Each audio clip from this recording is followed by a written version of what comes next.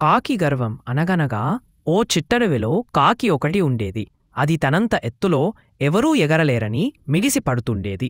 ఓ రోజు కాకికి ఏమీ ఉబుసుపోక అటువైపుగా ఎగురుతూ వెళ్లుతున్న పిచ్చుకని ఆపి, నీకు కనీసం అందంగా ఎగరడం కూడా వచ్చినట్లేదు, ఏదో పురుగు గెంతినట్టే ఉంది అని వేలకోలమాడింది. ఆ మాటలకి పిచ్చుకకి కోపం వచ్చి, నేను నీలాగే ఎగరాల్సిన అవసరం లేదు, ఎవరి సామర్థ్యం వాళ్ళది అంది. అయితే నాతో పందం కాసి నీ సామర్థ్యంతో నన్ను ఓడించు చూదాం అంది కాకి.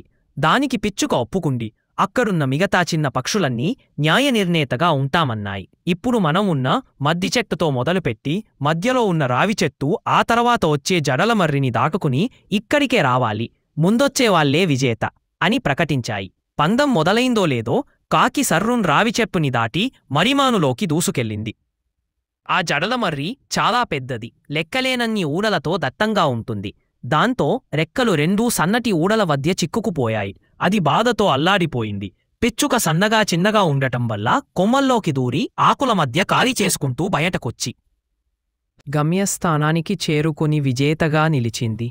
పిచ్చుక కోరిక మేరకు వడరంగి పిట్ట ఒకటి వచ్చి ఊడల్ని మెల్లగా తొలిచి వాటిల్లో ఇరుక్కున్న కాకిని కాపాడింది. దాంతో ప్రకృతిలో ఎవరూ ఎక్కువ తక్కువ కాదని తెలుసుకున్న కాకి మరెప్పుడూ గర్వపడలేదు, ఎవర్నీ చిన్నబుచ్చలేదు.